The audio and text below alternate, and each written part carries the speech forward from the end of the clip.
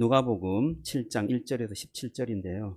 주보에도 있고 또 화면에도 나오니까요. 참고하시기 바랍니다. 자, 한 절씩 교대를 읽겠습니다. 그 후에 예수께서 나인이란 성으로 가실새 제자와 많은 무리가 동행하더니 성문에 가까이 이르실 때에 사람들이 한 죽은 자를 메고 나오니 이는 한 어머니의 독자요 그의 어머니는 과부라. 그 성에 많은 사람도 그와 함께 나오거늘 주께서 과부를 보시고 불쌍히 여기사 울지 말라 하시고 가까이 가서 그 관에 손을 대시니 맨 자들이 서는지라. 예수께서 이르시되 청년아 내가 내게 말하노니 일어나라 하시매 죽었던 자가 일어나 앉고 말도 하거늘 예수께서 그를 어머니에게 주시니 모든 사람이 두려워하여 하나님께 영광을 돌려 이르되 큰 선지자가 우리 가운데 일어나셨다 하고 또 하나님께서 자기 백성을 돌보셨다 하더라. 같이 읽습니다. 예수께 대한 이 소문이 온 유대와 사망에 두루 퍼지니라. 아멘. 자, 오늘 말씀은 울지 말라라는 제목으로 말씀을 나누겠습니다. 우리는 우리가 모르는 사이에 눈에 안 보이는 장래 행렬이 지나가고 있다는 것을 알았으면 좋겠습니다. 우리가 살아가는 동안 이 장래 행렬이 끊이지 않고 또 계속해서 지나가는데요. 어떨 때는 하는 일이 안 될 때가 있어요.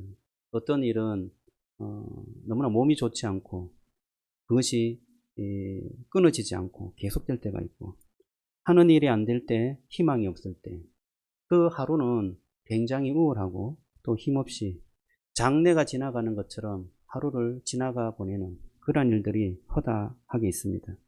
저와 여러분들이 오늘 말씀을 통해서 우리의 장래 행렬은 무엇인지, 우리가 지나가게 하는 그 장래는 어떤 장래인지, 그것을 우리가 한번 살펴보고요. 그 장래를 멈추게 하시는 분이 계세요. 그분을 만나시는 은혜가 있기를 주님의 이름으로 축복합니다. 오늘 이 설교의 내용은요, 만나지 않으면 변하지 않는다 라는 김영건 목사님의 책을 좀 근거했는데요. 원래 제가 이 설교를 수요일날 하려고 했는데 저도 원치 않게 또 이렇게 주일날 말씀을 전하게 됐습니다. 이것이 또 하나님의 뜻한 바가 있다는 생각이 들고요. 이 책의 내용을 통하여서 제가 내용 그대로는 하지 않습니다.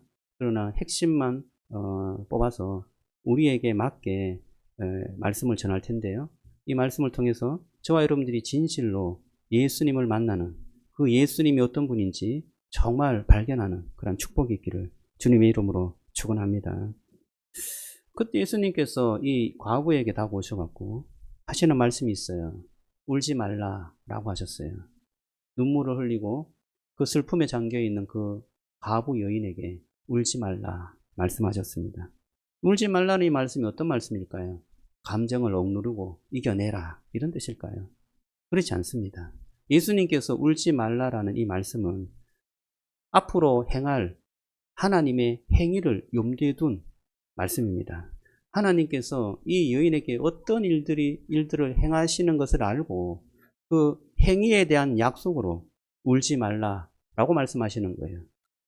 저와 여러분들이 주님의 음성을 들을 때 주님께서는 여러분에게 하실 일이 있다는 것을 기억하면 좋겠습니다. 그게 그냥 내 마음의 위로가 아니에요.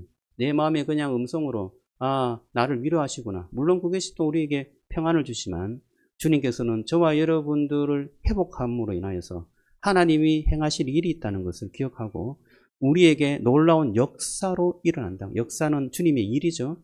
일이 일어난다는 것을 기억하기를 주님의 이름으로 축복합니다. 이 나인성 과부는 총체적인 어려움에 빠졌는데요. 이 나인성 과부가 어떤 어려움에 빠졌는지 좀 살펴봐야 할 필요가 있습니다. 첫째는 과부예요. 남편이 없습니다. 남편이 없다는 말은 굉장히 그 시대에 어려움을 자초하고 함께 해야 되는 그런 일인데요. 율법에서 누구를 보호하라. 가장 약하니까 이 사람을 보호하라 라는 부류가 두 부류가 있습니다. 누구예요? 고아와 과부였습니다.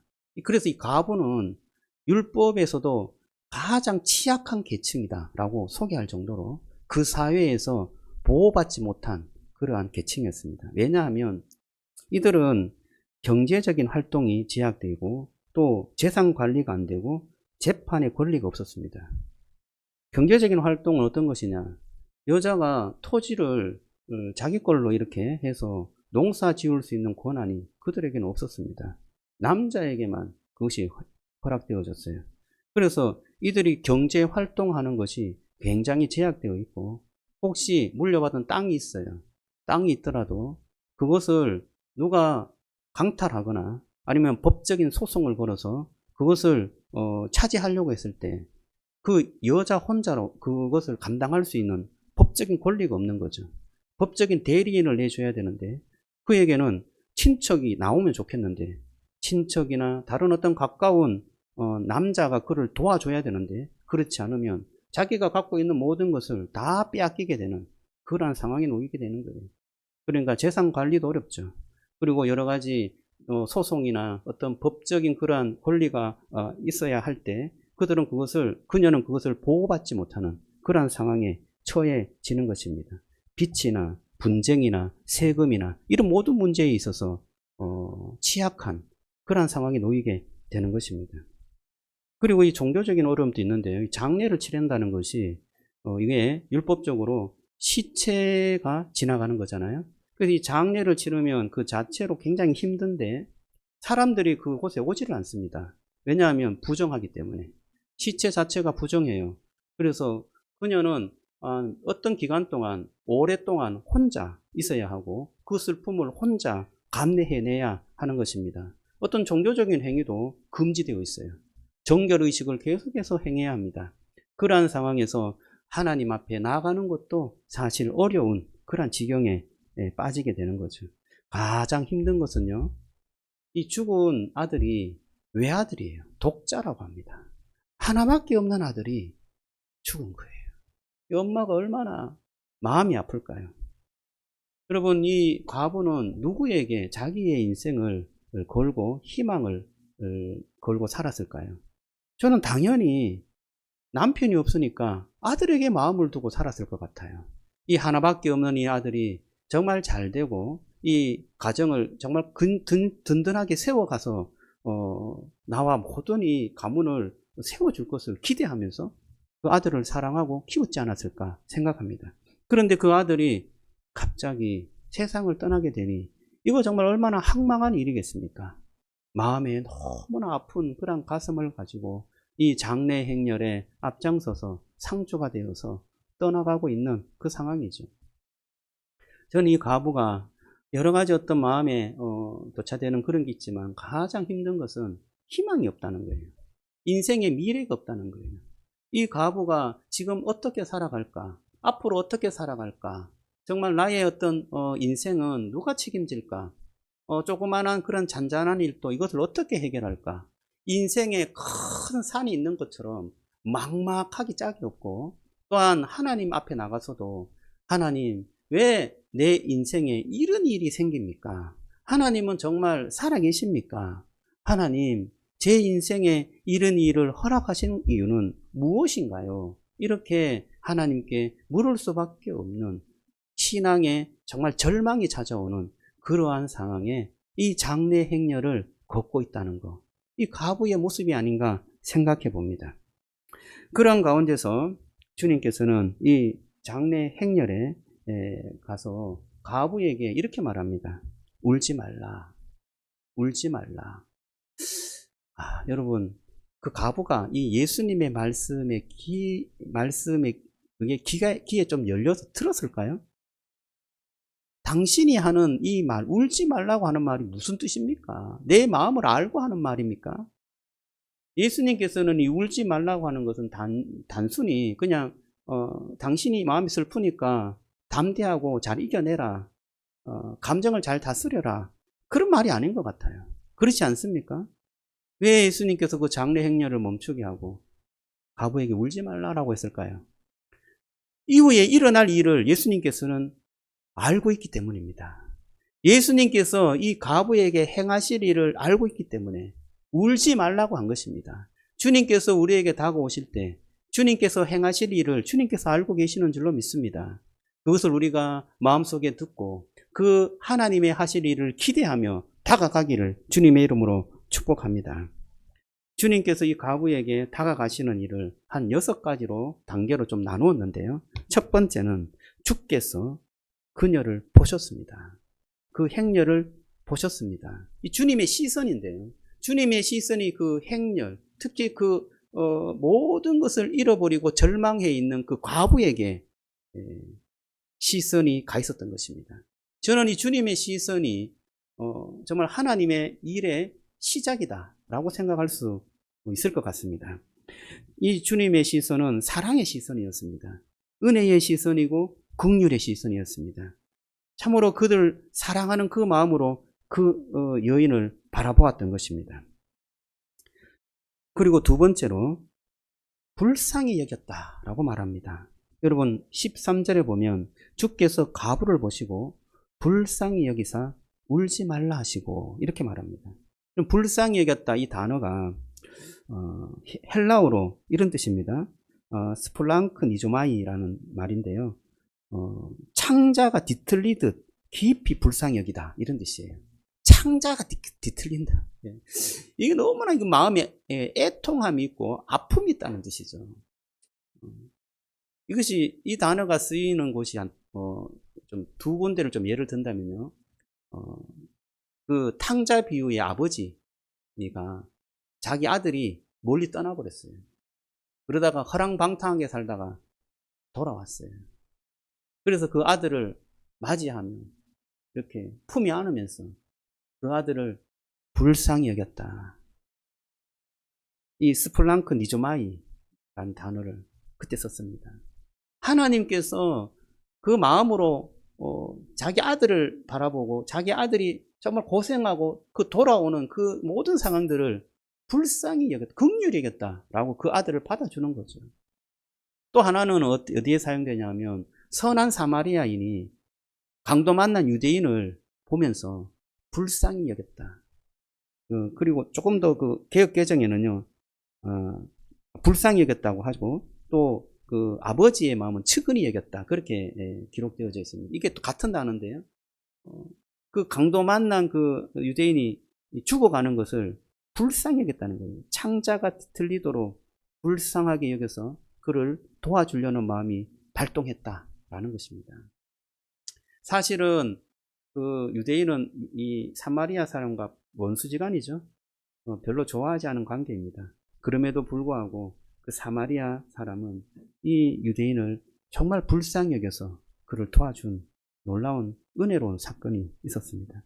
그게 바로 하나님의 사랑의 마음이 아닌가 싶습니다. 예수님께서 그 과부를 보면서 불쌍히 여긴 것은 하나님의 사랑의 시작이 그 마음에서부터 발동되어지고 일어났다는 것을 말하고 있습니다.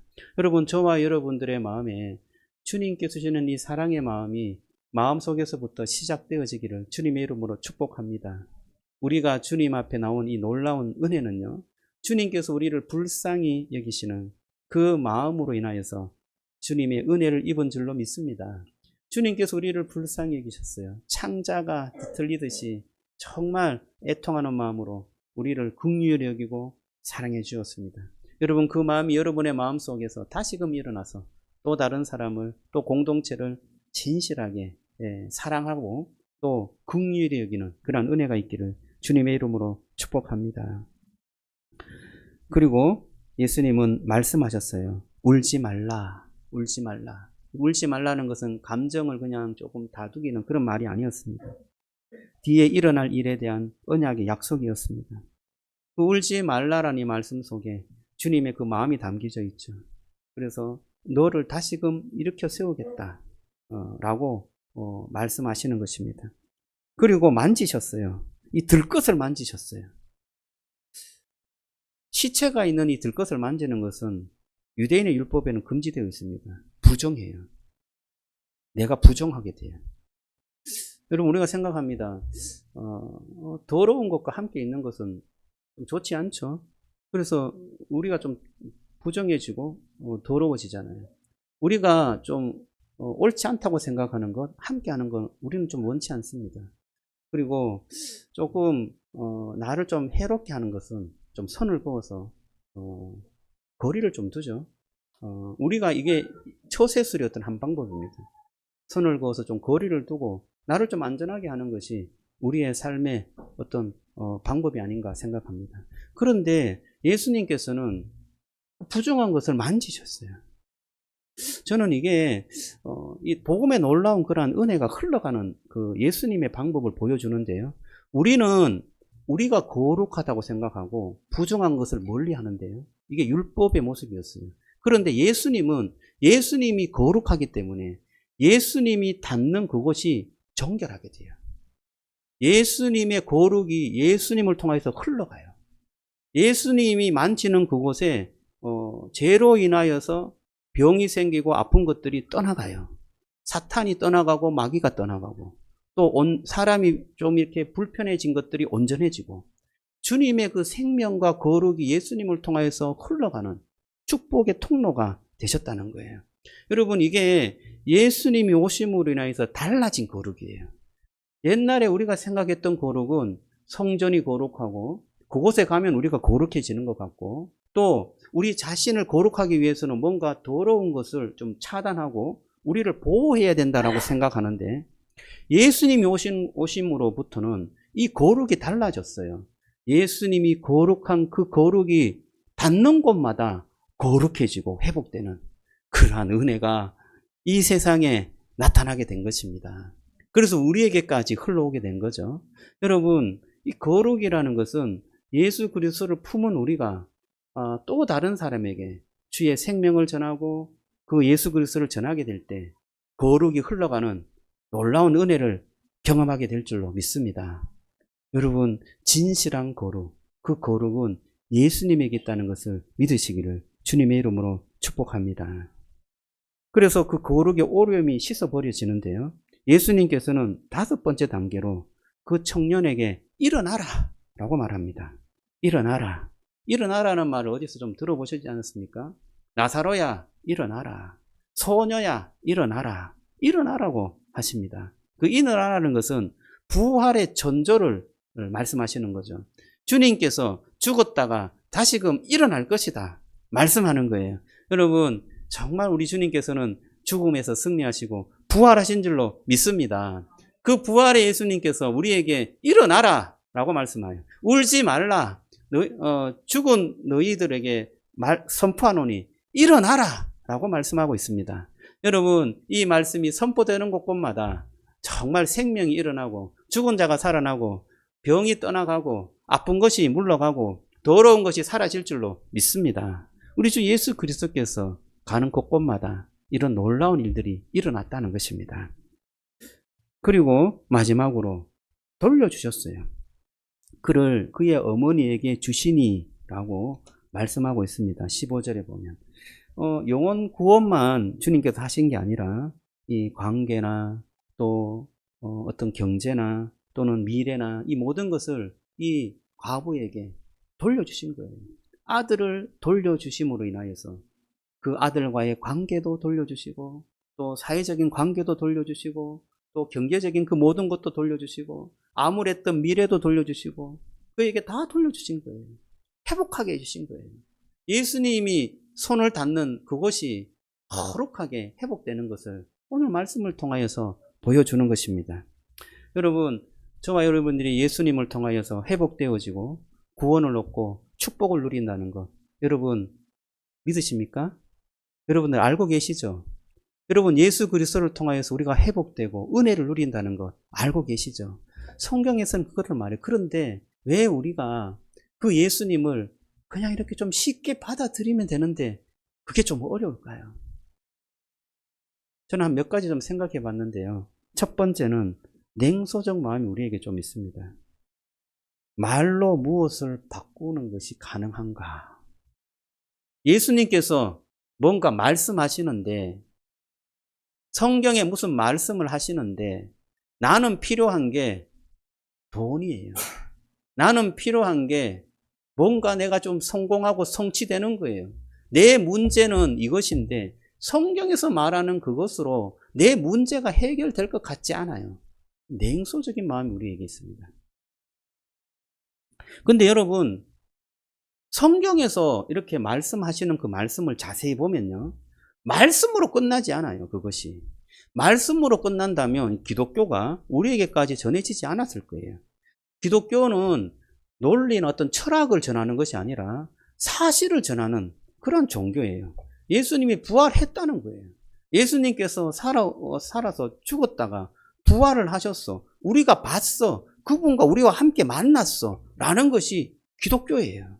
여러분, 이 기독교는 주님께서 말씀하시는 그 말씀이 그냥 철학적으로 형이상학적으로 내 마음만 그냥 따뜻하게 해주는 그런 말씀이 아니라 저와 여러분들의 삶을 능동적으로 바꾸고 회복하게 하는 그러한 능력이 있다는 것을 믿으시기를 주님의 이름으로 축복합니다.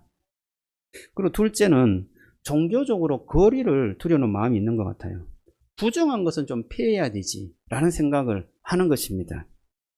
그래서 일단 피해야 되는 것들은 피하고 보는 게 상책이다 이렇게 생각할 수 있습니다. 그런데 여러분, 주님께서는요, 놀랍게 우리가 피하고 싶은 그곳에 항복판으로 들어가는 거예요.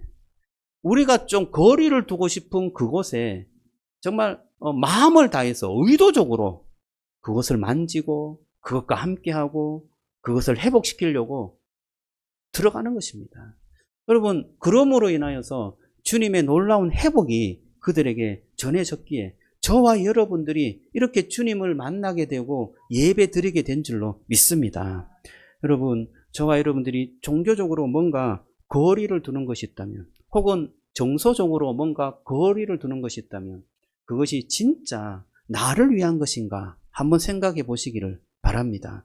우리 주님께서 그 모든 거리를 다 깨트리시고 담을 허무시고 하나님과 우리 사이를 회복하게 해주신 것처럼 우리가 그 예수 그리스도의 은혜로 인하여서 또 다른 거리를 좁히면서 또는 그것을 회복하기 위해서 우리가 들어가서 참으로 하나님의 그 복음의 빛을 비추는 그런 축복의 통로로서 사용되어지기를 간절히 소원하는 여러분 되시기를 주님의 이름으로 축복합니다. 세 번째는 공로주의인데요. 이런 생각을 해요. 내가 믿음을 보이면 하나님께서 조금이나마 역사를 해주겠지. 이런 생각을 합니다. 그래서 사실은 하나님이 역사하지 않는 것은 내가 한 게 없어. 이런 생각을 하죠. 내가 하나님께 한 게 없으니 내가 축복을 못 받지. 내가 그래도 예배를 드리고 기도를 하고 뭔가를 하면 하나님께서 내게 좋은 것으로 주시겠지. 그리고 내가 또 열심히 해야 되는데 못함으로 인하여서 마음에 안타까움이 있는 것입니다. 그럼 여러분 오늘 보세요. 과부가 예수님께 뭔가를 했습니까? 과부는요, 마음이 아픈 그 애통한 마음을 가지고 그 성문을 지나갔습니다. 예수님이 오든지 예수님의 제자들이 이 성문 안으로 들어오는 것을 봤는지 안 봤는지 모르겠어요. 그러나 그것에 대한 어떤 생각이 없었습니다. 자기의 생각과 아픔에 젖어서 그냥 지나가고 있었어요. 그가 한 것은 아무것도 없습니다.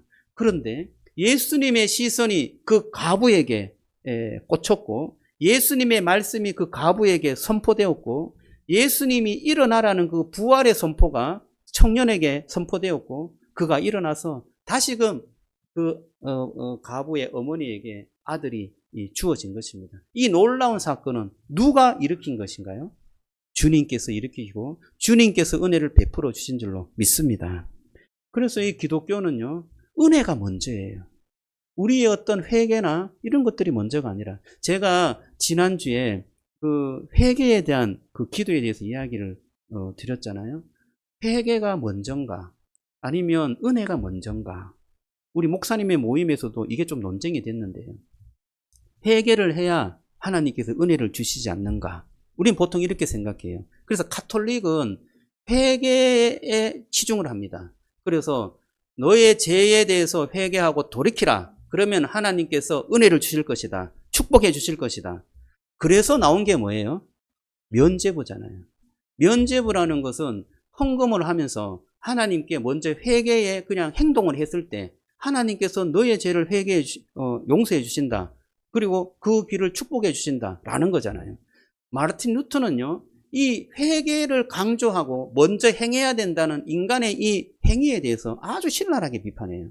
기독교는 그게 아니다. 기독교는 회개가 먼저가 아니고 은혜가 먼저다. 은혜 아래 있는 그 사람이 회개할 수 있다라고 말하는 거예요. 여러분, 하나님께서 우리에게 은혜를 주시는 것을 기억하시기를 주님의 이름으로 축복합니다.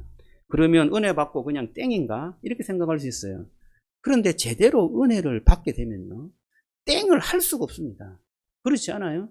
예수님께서 나를 위해서 십자가에 죽으신 그 은혜를 내가 기억하고 내가 경험했는데 어떻게 그냥 내 스스로 이렇게 그냥 살아가는 것을 머물 수 있습니까? 주님께서 하신 그 일들이 나에게 너무나 놀랍고 감격스러운데, 주님, 제가 하는 이 모든 것들을 주님 용서해 주시고 주님을 따라가도록, 주님의 그 삶을 닮아가도록 주님 저에게 은혜를 달라고, 그리고 제 길을 인도해 달라고 기도하게 될 줄로 믿습니다.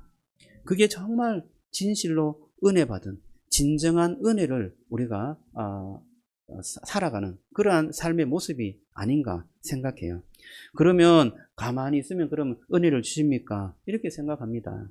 우리는요, 이 기독교를 항상 십자가 중심으로 이렇게 살펴볼 수 있는데요. 여러분들이 애써서 참 교회에 나오십니다. 그거 정말 애쓴 거예요.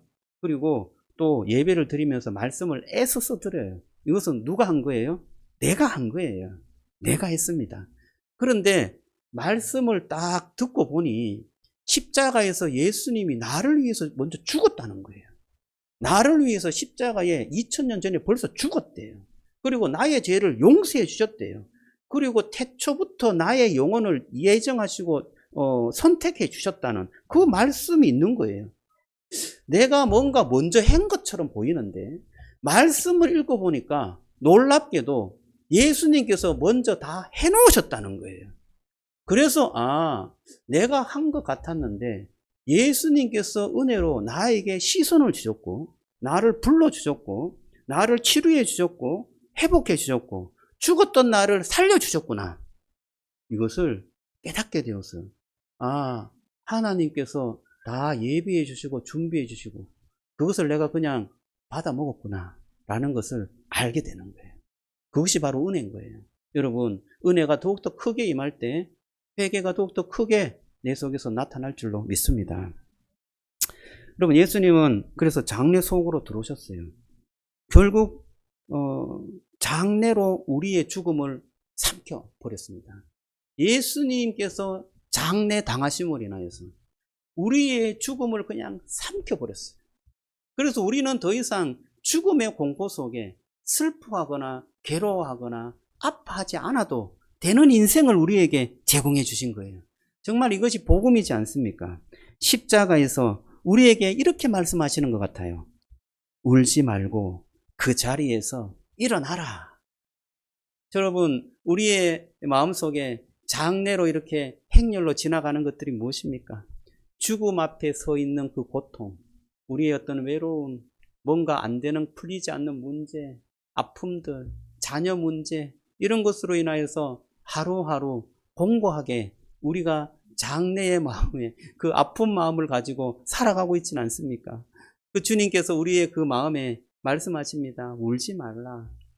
그리고 일어나라. 라는 그 음성을 들으시기를 주님의 이름으로 축복합니다. 말씀은 이렇게 끝나요.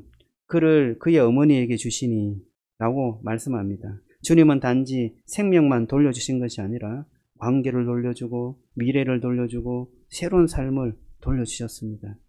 주님은 우리의 행렬 앞에 말씀하십니다. 울지 말라라고 손을 내밀어 주십니다. 여러분, 그 손을 잡고 일어나시기를 주님의 이름으로 축복합니다. 그 손을 잡고 일어나면요, 또 우리에게 정말 놀라운 축복이 생기고 또 사명이 생기는데요, 장래 행렬이 또 보입니다. 나의 장래 행렬이 아니고 누구의 장래 행렬로? 다른 사람의 장래 행렬이 보이는 거예요. 내 앞에서 주님께서 손 내미신 그 손을 잡았더니 내가 일어났는데 다른 사람들이 또 장례를 치르면서 뭐 주님이 오든지 말든지 모르고 그냥 지나가는 그 장례 행렬을 우리가 눈에 볼 수 있는 것입니다. 여러분, 그들에게 손을 내미시기를 바랍니다. 주님께서 울지 말라고 하신다. 그곳에서 일어나라. 주님을 바라보고 다시금 힘을 얻어라. 생명을 가지고 다시금 부활해라. 라는 것을 그 장래 행렬에 다시금 손을 내밀고 그들을 잡아서 일으키는 그러한 은혜의 손이 되시기를 주님의 이름으로 축복합니다. 제가 몇 가지 이끔이 수련회 때 제가 누렸던 은혜만 좀 나누고 예배를 마치도록 하겠습니다. 제가 이끔이 수련회를 갔다가 정말 주님께서 주시는 이 회복의 은혜, 또 손 내미시는 그런 축복의 은혜, 우리가 손을 어떻게 잡아야 할 건지 그러한 은혜를 주셨는데, 제가 토요일 날 아침에 우리가 간 곳이 산 중턱이었거든요. 꼭대기는 아니었어요. 한 3분의 2쯤 되는 높은 곳에 별장처럼 지은 그런 집이었습니다. 그곳에 목사님께서 목회를 하세요. 그런데 이제 전원 목회죠. 그곳을 이제 빌려서 우리가 좀 수련을 했는데, 아침에 말씀을 묵상하기 다 하고 이렇게 밖을 보니까 그 운무가 밑에 이렇게 쫙 깔렸어요. 우리가 되게 높은 곳에 있어서 세상을 이렇게 아래로 바라보는 그 느낌이 아주 좀 기분이 좋더라고요. 그래서 그 운무가 이렇게 쭉 깔려 있는 것을 보면서 풍광이 참 제대로다 이런 생각을 했는데, 또 말씀을 좀 묵상한 한 9시쯤 이렇게 같이 나누는데요. 그 안개 구름이 우리 산을 다 덮인 거예요. 아무것도 안 보여 밖에. 그냥 이렇게 막 안개가 자욱하게 있는. 그래서 우리 매일 성경의 말씀이 성전을 짓는 거잖아요. 성전을 지어서 이게 바쳤을 때 그 성전 안에 구름이 가득하였다. 그리고 하나님의 임재가 충만하게 임하였다라는 말씀이 있잖아요. 그것이 막 이렇게 느껴지는 거예요. 그것이 느껴지면서 하나님께서 이렇게 놀라운 그러한 은혜로 우리와 함께 하시구나, 임재해 주시구나 라는 것을 경험했는데요. 그 말씀이 이런 거예요. 그 말씀이 어두운 데서 어두운데 깜깜한데 있는 여호와, 그 여호와의 그 거처를 이제 내가 그러니까 솔로몬이 성전을 지으면서 이렇게 밝은 곳으로, 이 처소로 계시기를 원합니다. 뭐 그런 어떤 말씀이 나오는데, 주님께서 깜깜한 게 거하셨다라는 이 말씀이 마음에 좀 이렇게 새겨졌어요. 말씀이 되게 묵상이 되었는데, 우리가 이 세상에 있는 존재하는 이유는 이 깜깜한데 우리를 두셨구나. 그런데 주님께서 임재함으로 인하여서 이 세상을 밝히는, 예수님께서도 이 세상에 빛이 되었는데 이 세상을 밝히는 은혜를 주셨구나, 사명을 주셨구나, 그것을 깨달았습니다. 그런데 그 금요일 날 또 우리 전도사님께서 필리핀의 사역을 막 이야기하셨어요. 여러분 나중에 한번 들어보세요. 정말 놀라운 사역이었습니다. 필리핀에서 복음을 전했어요. 복음을 전하는데 아이들도 어른들도 그 복음이 들려지고 또 그 복음이 헌신되어져서 또 같이 또 전하고, 그래서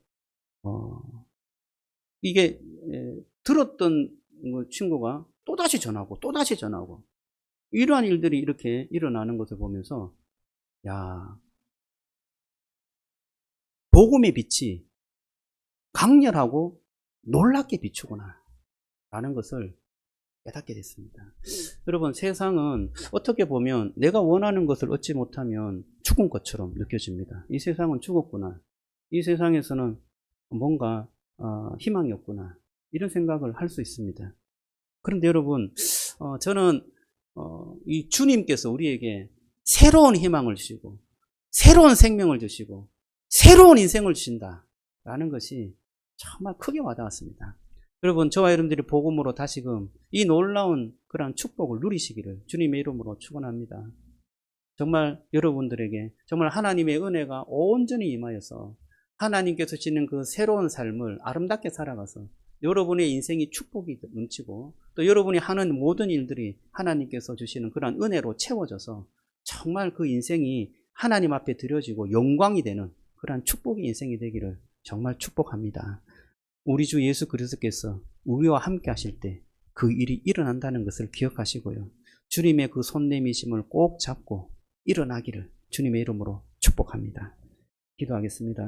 우리 기도하기 전에 우리 찬양을 두 곡 하겠는데요. 나 무엇과도 주님을 내가 주인 삼은 이 두 곡을 하겠습니다.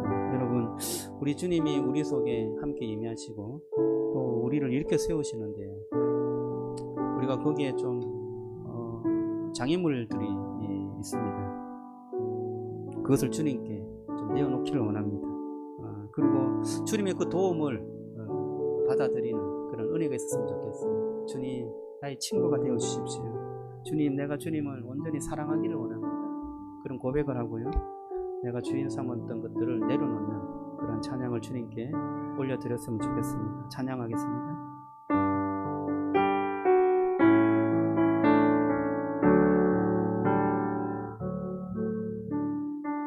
무엇과 주님을 바꾸지 않으리.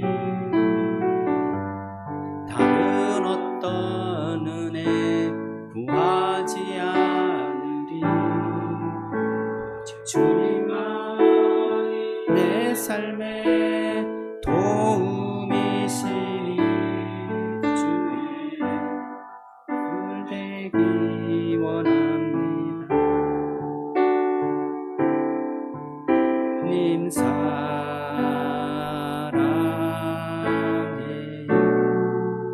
온 마음과 정성 다해 하나님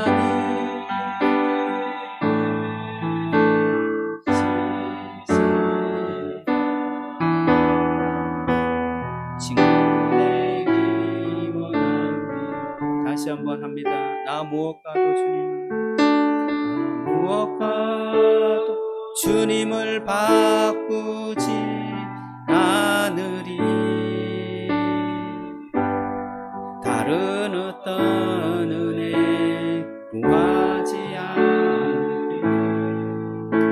오직 주님만이 내 삶의 도움이시니 주의 얼굴 되기 원합니다. 주님 사랑합니다. 주님 사랑해.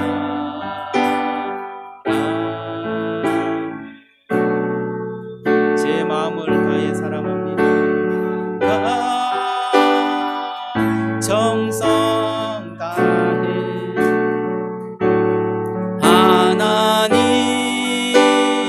하나님의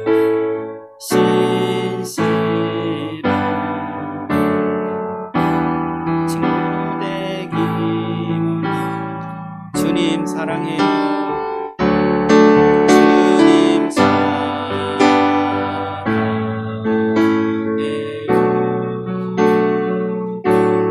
온 마음과 정성 다해 하나님의 신실한 친구 되기 원합니다. 다시 한번 주님 사랑합니다. 주님 사랑해요.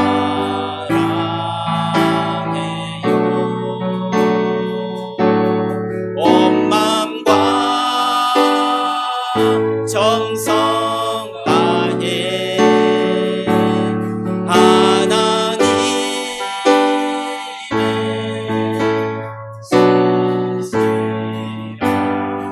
신실한 친구 되기 원합니다. 내가 주인 삼은 것 내려놓겠습니다. 주님, 내가 주님 앞에 믿음의 삶을 잘 살아가고 다시금 회복하는 은혜를 누리기를 원합니다. 거센 풍랑에도 깊은 바다처럼 나를 잠잠하게 하시는 그 주님 안에 거하기를 원합니다.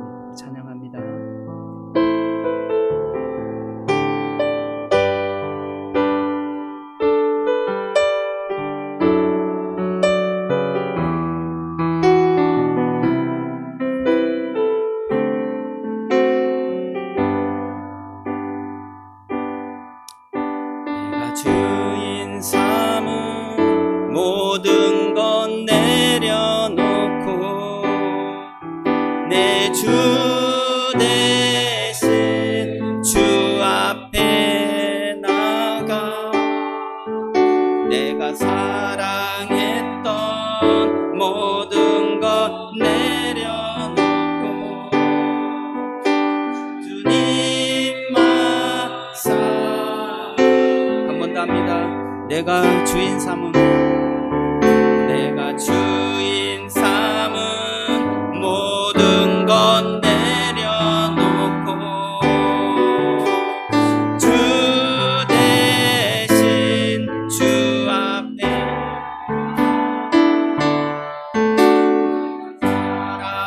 사랑했던 모든 것 내려놓고 주님만 주 사랑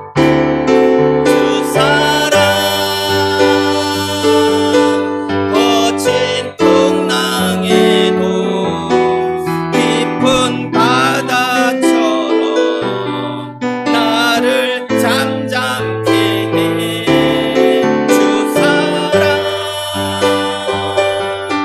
내 영혼의 반석 그 사랑 위에서 주 사랑 거친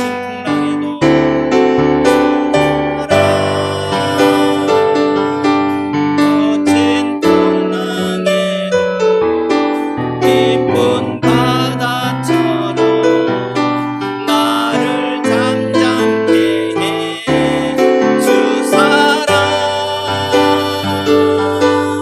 내 영혼의 반석 그 사랑 위에서 우리 다시 한번 고백합니다. 주 사랑 거친 풍랑에도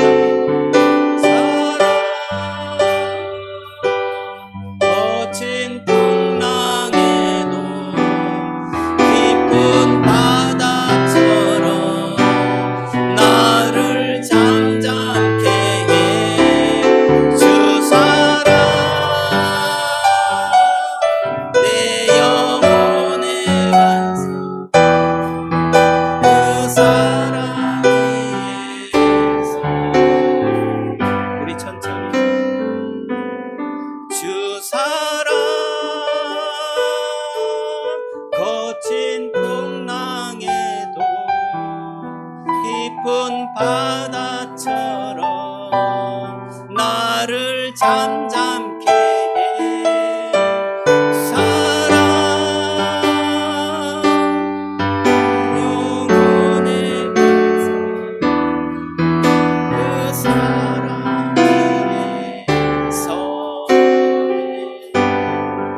이 시간 기도했으면 좋겠습니다. 주님의 사랑 위에 서 있으면 좋겠습니다. 주님의 크신 은혜와 그 생명의 손 나를 회복하게 하고 나를 새롭게 하고 정말 고통 속에 있는 나를 정말 울음을 그치게 하고 또 회복하게 함으로 일어서게 하는 그 놀라운 하나님의 역사와 은혜를 우리가 경험하기를 소원하며 하나님 앞에 나아가는 이 시간 되었으면 좋겠는데요. 이 시간 우리 간절한 마음으로 주님 앞에 내가 나가지 못했던 것들을 회개하고 주님을 간절히 부르는 이 시간 되었으면 좋겠습니다. 기도하겠습니다. 하나님 감사합니다. 주님께서 은혜를 주시옵소서. 정말 이 시간에 주님 앞에 기도합니다.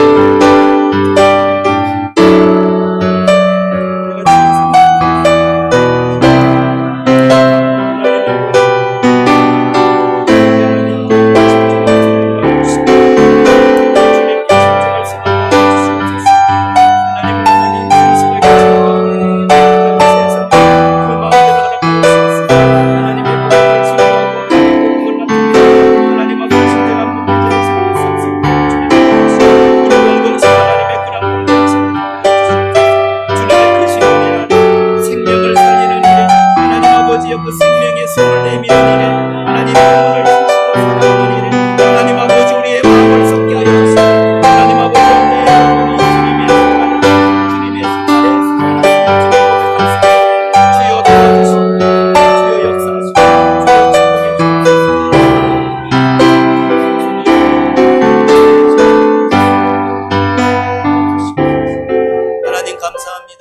시간 주님 앞에 나아갑니다.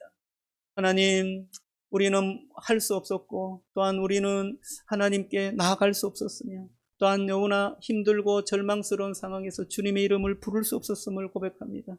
기쁠 때도 그렇고 슬플 때도 그렇고 하나님, 우리는 우리의 자신의 그 중심에 서서 살았음을 고백합니다. 그러나 그때 주님께서 우리를 보시고 참으로 우리에게 말씀하시고 또한 우리의 아픔을 아시고 우리에게 찾아오시며 하나님, 우리를 일으켜 세우시며 주님의 예배의 자리에 세우셨음을 믿습니다. 하나님 아버지, 그 모든 과정이 하나님, 내가 한 줄 알았는데 알고 보니 주님께서 예비하셨고 주님께서 인도하셨고 주님께서 이루셨음을 고백합니다. 하나님, 그분을 우리가 믿게 하여 주시고 그분 안에서 살아가게 하여 주시고 그분 안에서 생명을 얻고 그분 안에서 놀라운 은혜와 축복과 영광을 누릴 수 있도록 은혜 베풀어 주옵소서. 하나님, 이제는 우리만 보는 것이 아니라 공동체를 보게 하시고 또 다른 영혼들을 보게 하시고 장래 행렬 가운데 걸어가는 절망하는 영혼을 볼 수 있도록 축복해 주옵소서. 주의 놀라우신 은혜가 우리의 심령에 함께하여 주심으로 하나님, 크신 영광과 하나님의 부활의 그 영광이 우리의 심령을 뜨겁게 할 수 있도록 축복하여 주셔서 하나님 앞에 믿음의 삶을 아름답게 살아갈 수 있도록 은혜 베풀어 주옵소서. 지금은 우리 주 예수 그리스도의 은혜와 하나님의 크신 사랑과 성령의 교통하심이 오늘 말씀처럼 주의 손을 붙잡을 때 생명을 얻고 다시금 회복을 얻으며 일어서는 놀라운 기적을 체험하는 과부의 그 놀라운 은혜처럼 우리에게도 동일하게 역사하실 것을 믿고 믿음으로 주님을 바라보고 다시 일어날 것들을 믿고 주님 앞에 서기를 원하는 우리 모든 송산 기쁨의 동산교회 성도들 머리 위에 삶 위에 함께 예배드리는 모든 권속 위에 지금부터 영원토록 함께 있을지어다. 아멘.